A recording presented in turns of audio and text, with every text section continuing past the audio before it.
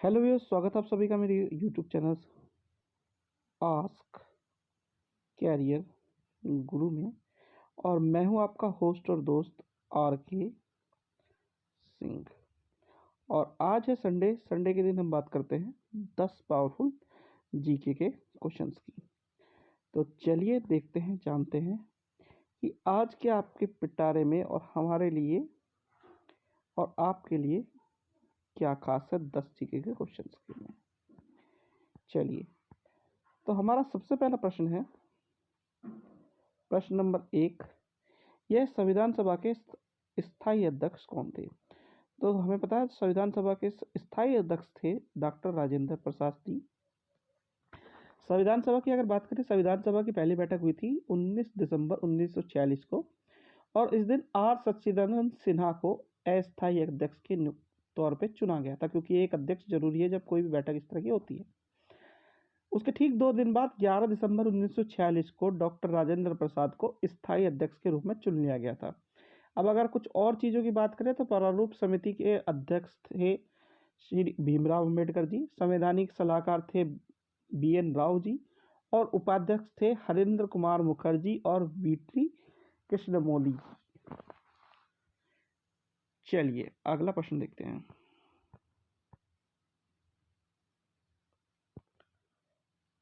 प्रश्न नंबर 2 है आपका, भारतीय संविधान में अनुच्छेद 370 का संबंध किस राज्य से है? तो 370 के बारे में आप बहुत सारी चीज़ें सुन चुके हैं, तो ये जम्मू कश्मीर से है। जो चीज़ जानने वाली वो है, वो कौन सी है? तो ये भाग 21, संविधान के भाग 21 का भाग है, जिसमें हम temporary transitional and special provision के नाम से जानते हैं। 5 अगस्त 2019 को इसे सस्पेंड कर दिया गया था प्रेसिडेंट्स के ऑर्डर से, और 31 अक्टूबर 2019 को रीऑर्गेनाइज किया गया था जम्मू कश्मीर को as a union territory Jammu and Kashmir और लद्दाख के तौर पे। चलिए अगला प्रश्न देखते हैं। अगला प्रश्न है आपका प्रश्न नंबर 3। प्रश्न नंबर 3 है आपका, भारतीय रुपए का प्रतीक चिन्ह किसके द्वारा डिजाइन किया गया? तो इसे डी उदय कुमार द्वारा डिजाइन किया गया है। ये PG इन डिजाइन के एक स्टूडेंट रह चुके हैं IIT बॉम्बे के, और इसे मिनिस्ट्री ऑफ फाइनेंस ने हजारों डिजाइनों में से, अलग अलग जगह से हजारों जो डिजाइन आए थे उनमें से एक के रूप में चुना था। चलिए अगला देखते हैं। अगला आपका एक सिंपल क्वेश्चन है आपका कि विश्व जनसंख्या दिवस किस दिन मनाया जाता है 11 जुलाई को? तो ये 11 जुलाई को मनाया जाता है। सबसे पहले 11 जुलाई 1989 को 1989 को इसे बनाया गया था, और दुनिया भर की जनसंख्या 1987 तक 5 अरब की आसपास हो चुकी थी। तो बढ़ती जनसंख्या के प्रति जागरूकता को बढ़ाने के लिए 11 जुलाई यानी 11 जुलाई को इसे मनाया गया था पहली बार। और 2021 की अगर थीम की बात करें तो कोविड-19 महामारी का प्रजनन क्षमता पर प्रभाव, ये इस बार की थीम थी बच्चों। चलिए अगला प्रश्न देखते हैं। अगले प्रश्न में थोड़ी सी मिस्टेक हो गई है, तो इसे आप इग्नोर कीजिएगा। मिस्टेक इसके नाम की है। विश्व का सबसे बड़ी मूर्ति है स्टैचू ऑफ यूनिटी, जो कि 182 मीटर ऊंची है। सरदार वल्लभ भाई पटेल, जो कि हमारे स्वतंत्रता सेनानी और पूर्व गृह मंत्री रह चुके हैं, उनकी ये मूर्ति है।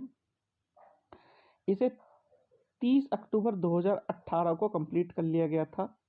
अगर बात करें इसके इनॉग्रेशन की, तो 31 अक्टूबर 2013 को उसका जो काम शुरू किया था, या इनॉग्रेशन बोल लीजिए कि हुआ था, और 31 अक्टूबर 2018 को इसे सबके लिए ओपन कर दिया गया था।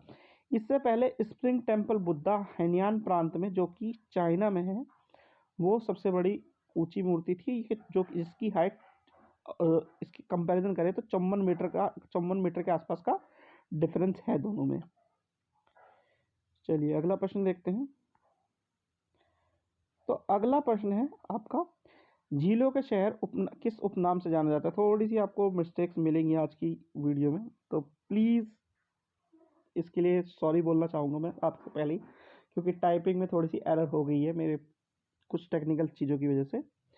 तो झीलों के शहर को किस उपनाम से जाना जाता है? तो भोपाल से। अगर हम बात करें झीलों के शहर को, तो सिटी ऑफ लेक के नाम से अगर हम इंटरनेट पे सर्च करते हैं, तो उसके हिसाब से अगर मैं जानकारी को साझा करूँ आपसे, तो हमारे यहाँ 7 शहरों को इस नाम से जाना जाता है, जिसमें भोपाल और उदयपुर सबसे फेमस है। और अगर दूसरे शहरों की बात करें तो शिलांग, कोडीकनाल, नैनीताल, ठाणे और श्रीनगर, इन शहरों को भी हम इसी नाम से जानते हैं। यानी कि अगर आप बात करें बेसिक वे में तो भोपाल और उदयपुर और बाकी और शहरों को भी इसी नाम से, झीलों के शहर के उपनाम से जानते हैं।